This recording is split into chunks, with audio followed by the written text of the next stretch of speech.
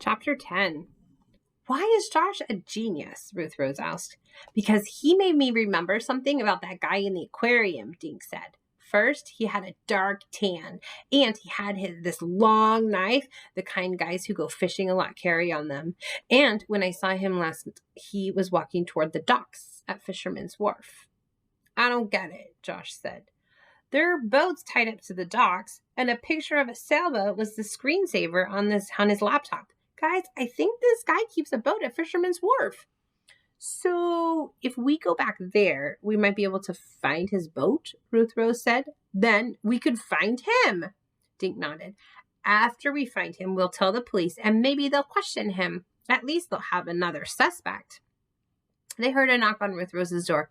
Enough chatting. You three night owls, Dink's father said. Boys, get to bed, please. Okay, Dad, Dink called. Then he whispered to Josh and Ruth Rose. Tomorrow, we find Mr. Laptop. The next morning, Dink's father made oatmeal with raisins for himself and the kids. I have meetings most of this morning, he told them. I had asked Holden to take you to see the Golden Gate Bridge, but that's out now. Any plans? We are going to try to prove Holden isn't the crook, Dink said. Then he noticed the look on his father's face, a look he knew. Don't worry, Dad, we won't do anything dangerous. And I won't be dragged back to the police station? Mr. Duncan asked. Dink shook his head. Promise. But to himself, Dink said, I hope not. Oh, speaking of that, I had an early phone call from Officer Feist, Dink's father said. No luck finding the ruby. They searched all 100 people who were walking the dragon. Do they know which one I saw running toward the Swan float? Dink asked. That could be the crook.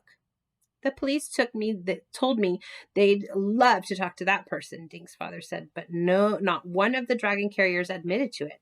He or she cleverly kept the mask on.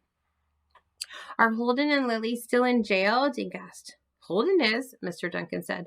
Lily is underage, so the Chen's attorney convinced the police to let her go home. She can't leave her parents' house for any reason until the crime has been solved. Bummer, Josh said. Dink's father looked at his watch. Then he took a fast sip of coffee and stood up. Will you kids take care of these dishes? He asked. I have to jump on a cable car in 10 minutes. Dink rinsed the bowls and spoons while Ruth Rose and Josh got ready to leave. With his hands in the water, Dink tried to remember details of the boat he'd seen on the man's laptop. It had been a sailboat, but that was all he could remember. Why hadn't he looked more closely at that screensaver? 5 minutes later, they were in the elevator heading for the lobby. Dink's cell phone was in his pocket. Ruth Rose had her backpack. Knowing her, Dink was sure she'd have a Swiss Army knife, a camera, and at least one guidebook or map. Josh carried his sketchbook. Mr. Alderson was arranging a stack of newspapers for hotel guests to grab on their way out. Good morning, kids, he said.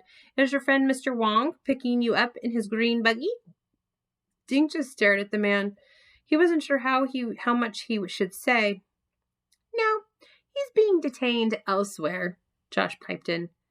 Dink stared at Josh. Detained? Dink figured Josh had heard that word on some TV show. Oh, then how can I help you with transportation? Mr. Alderson asked. Yes, how do we get to Fisherman's Wharf from here? Dink asked. That's an easy one, Mr. Alderson said. He unfolded a map and put his finger on a spot. This is us, the Bayside Hotel. Then he moved his finger along streets until it rested at Fisherman's Wharf. Walk outside, take a left, go to the first corner. You'll see a brown and white sign. It's where the cable car stops. It will take you right to the wharf. It's about a 20-minute ride. Thanks a lot, Dink said. The kids headed for the door. Excuse me, Mr. Alderson said. The cable cars are $6 for each of you, I believe. Do you have passes? I think Holden has them, Dink said. Ruth Rose patted her backpack. I have money, she said. My parents told me San Francisco was expensive. No need to spend your money, Mr. Alderson said. He pulled 3 passes from his desk and handed them to the kids. These let you use any cable car or bus in the city. Have fun.